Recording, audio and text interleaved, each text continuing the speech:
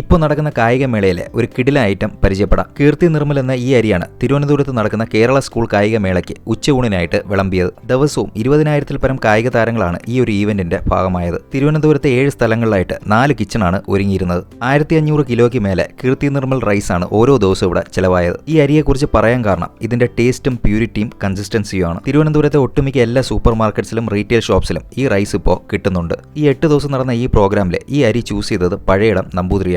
പാചകം അദ്ദേഹമായിരുന്നു. അദ്ദേഹത്തിന് ഈ അരിയെക്കുറിച്ച് പറയാനുള്ളത് കേട്ടു നോക്കാം. നമസ്കാരം, ഞാൻ പഴയടം മോഹനൻ നമ്പൂതിരി. കഴിഞ്ഞ 25 വർഷമായിട്ട് സംസ്ഥാന സ്കൂൾ കായികമേളകൾക്ക്, സംസ്ഥാന സ്കൂൾ കലോത്സവത്തിനൊക്കെ പാചകം ചെയ്തുകൊണ്ടിരിക്കുന്ന ഒരാളാണ് ഞാൻ. സാധാരണഗതിയിൽ ഏതെങ്കിലും ആന്തരായിട്ട്, കാരണം വേവ് കൂടുതലുള്ള അരികളോടാണ് ഞങ്ങൾ ഏറെ പ്രിയം. പക്ഷെ ഇത്തരം ഇവന്റുകളിൽ വളരെ പെട്ടെന്ന് നമുക്ക് ചോറ് വെന്ത് കൊടുക്കേണ്ട ഒരവസ്ഥയുണ്ട്. അതേ സമയത്ത് ചോറ് വേവും വേണം, അതേ സമയത്ത് ചോറ് കുഴയാനും പാടില്ല. അങ്ങനെ എല്ലാം കൂടി നോക്കിയപ്പോൾ കുറെ കാലങ്ങളായിട്ട് ഞാൻ നിർമ്മലിന്റെ അരി എടുക്കാറുണ്ട്. അപ്പൊ അവരോട്ട് ബന്ധപ്പെട്ടപ്പോൾ അവർ അരി ഇറക്കി തരാമെന്ന് പറഞ്ഞു.